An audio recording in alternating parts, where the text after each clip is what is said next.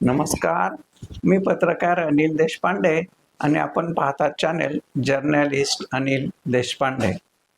स्थानिक स्वराज्य मतदारसंघातील 16 विधान परिषदेच्या जागाचा निवडणूक कार्यक्रम निवडणूक आयोगानं जाहीर केला आहे. येत्या 25 मे रोजी याबाबतची अधिकृत प्रक्रिया सुरू होणार आहे. 1 जून पर्यंत उमेदवारी अर्ज दाखल करता येणार आहेत. 2 तारखेला उमेदवारी अर्जांची छाननी होणार आहे. 4 तारीख ही अर्ज मागे घेण्याची शेवटची मुदत आहे. 18 जून रोजी याचं मतदान होणार आहे आणि 22 जून रोजी याची मतमोजणी होणार आहे. गेली अनेक वर्षांपासून या स्थानिक स्वराज्य मतदारसंघांच्या या निवडणुका या रखडलेल्या होत्या. कारण जिल्हा परिषद, नगरपंचायती, नगर पालिका यांच्या निवडणुका या प्रशासकीय अनेक न्यायालयात प्रकरण गेल्यामुळं त्या लांबलेल्या होत्या.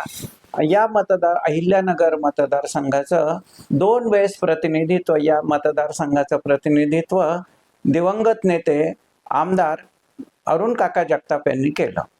त्यांच्या या आमदारकीची मुदत 1 जानेवारी 2022 रोजी संपलेलीच होती. परंतु त्यानंतर या दोन्ही नगरपालिका आणि जिल्हा परिषद यांच्या निवडणुका या झाल्या नाहीत. प्रशासकीय कारकीर्द चालू होती आणि त्यामुळं या निवडणुका लांबलेल्या होत्या. या लांबलेल्या निवडणुकाचा मार्ग आता मोकळा झाला आहे.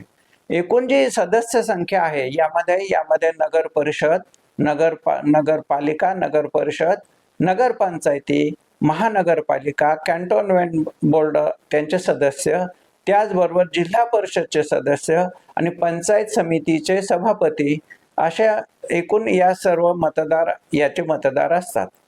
या अहिल्यानगर मतदारसंघामध्ये जिल्हा परिषद आणि पंचायत समितीच्या निवडणुका झालेल्या नाहीत.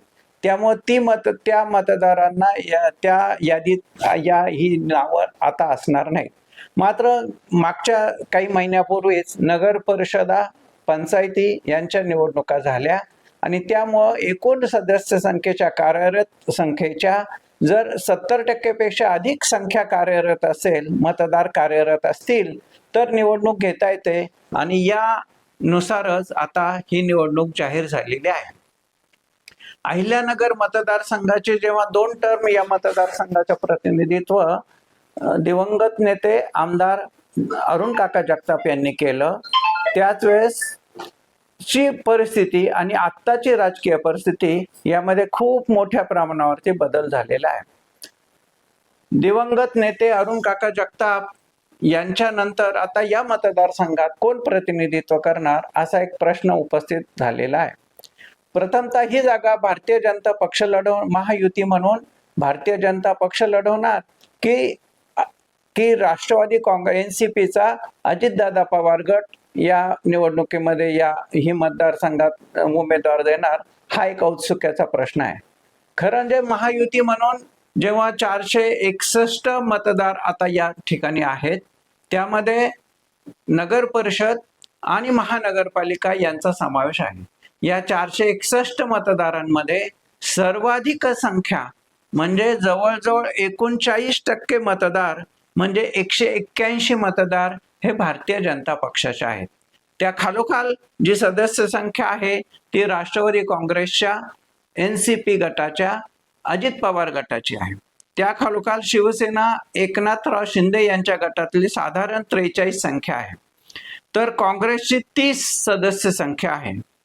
त्याचबरोबर शरद पवार गटाची 27 संख्या आहे. तर थोरात बाळासाहेब माजी महसूल मंत्री आणि यांच्या थोरात गटाकडे 28, माजी आमदार शंकरराव गडाख यांच्या गटाकडे 10, तर माजी आमदार व तनपुरे गट प्राजक्त तनपुरे गटाकडं 16, त्याचबरोबर ठाकरे व इतर 24 व अशी एकूण साधारण 461 सदस्य संख्येची विभागणी आहे. या सर्व सदस्य संख्येचा विचार करतानाच जी राजकीय परिस्थिती बदललेली आहे मागच्या विधान परिषदेच्या निवडणुकीच्या पेक्षा, ती म्हणजे दोन्ही राष्ट्रवादी काँग्रेसचं विभाजन झालेलं आहे.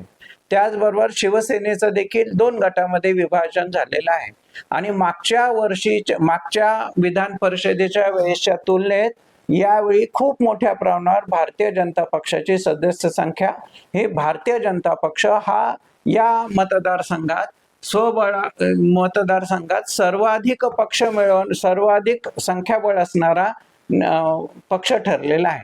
आणि त्यामुळं स्वाभाविकपणे भारतीय जनता पक्षानं या मतदारसंघावर आपला दावा केला तर तो तर्कसंगत आणि ठरू शकतो. आज 16 जागांची जेव्हा विभागणी होण्याची शक्यता आहे, आज महाविकास आघाडी आणि महायुती असा संघर्ष किती प्रमाणात पाहायला मिळेल, त्यापेक्षाही या राज्यातही महायुतीचंच वर्चस्व असल्यामुळं या 16 जागा प्लस एक पोटनिवडणुकीची जागा, या सर्व ठिकाणी महायुतीचाच वरचष्मा राहण्याची शक्यता आहे. आता अहिल्यानगर मतदारसंघाची ही जागा कोण लढवणार हे जसं आपल्याला लवकरच समजेल, त्याचबरोबर अनेक इच्छुकांची भाऊगर्दी या निवडणुकीच्या निमित्तानं होताना झालेली दिसते आहे.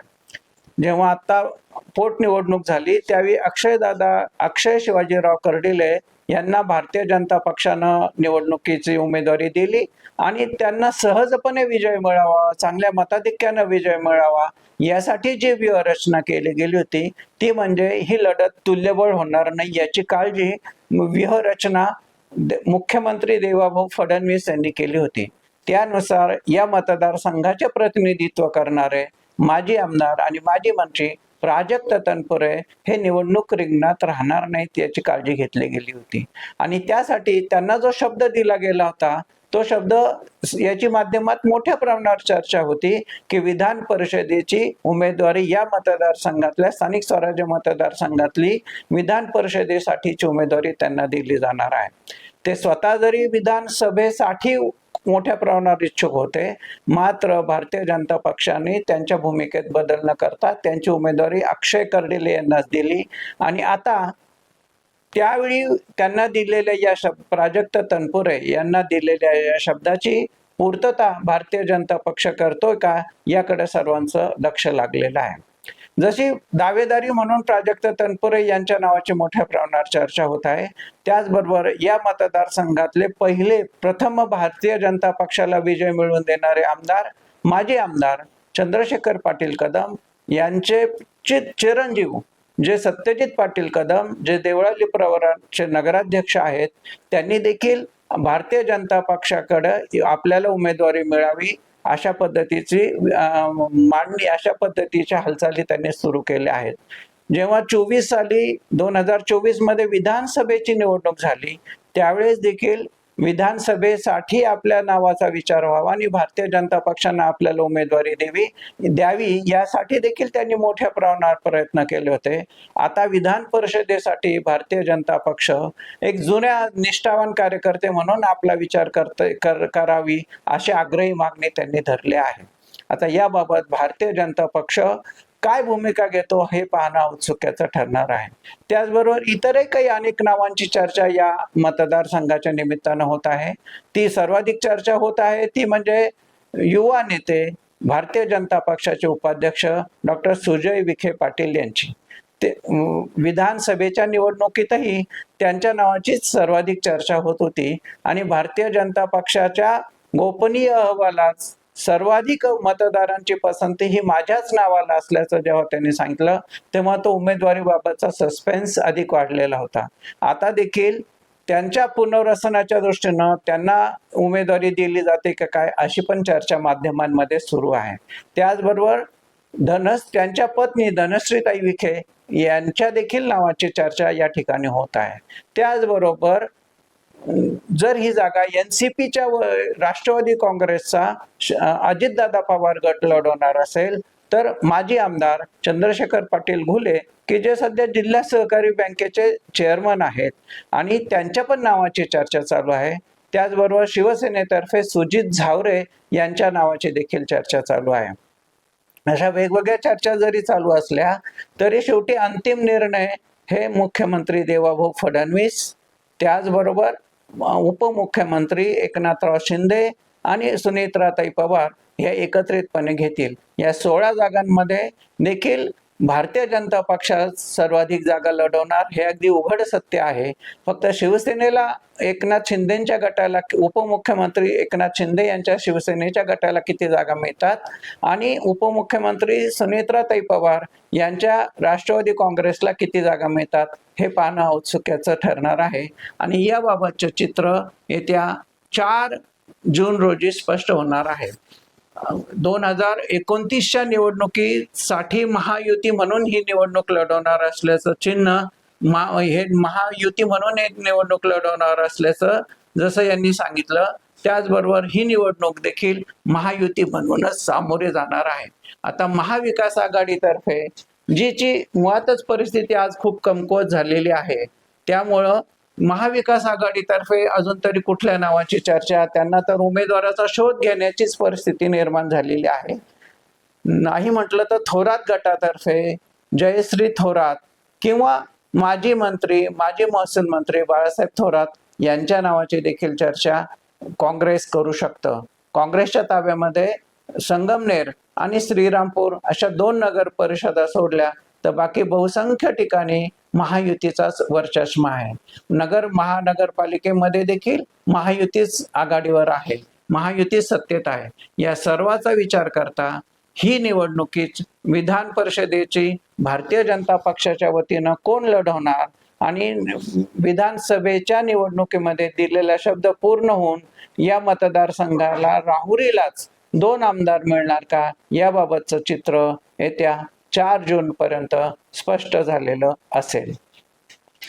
या मतदारसंघाचा, या निवडणुकीच्या आधीचा हा आढावा घेण्याचा आमचा प्रयत्न आपल्याला नक्कीच आवडला असेल. आपण आमचं चॅनल लाईक करा, शेअर करा आणि सबस्क्राईब करा. धन्यवाद.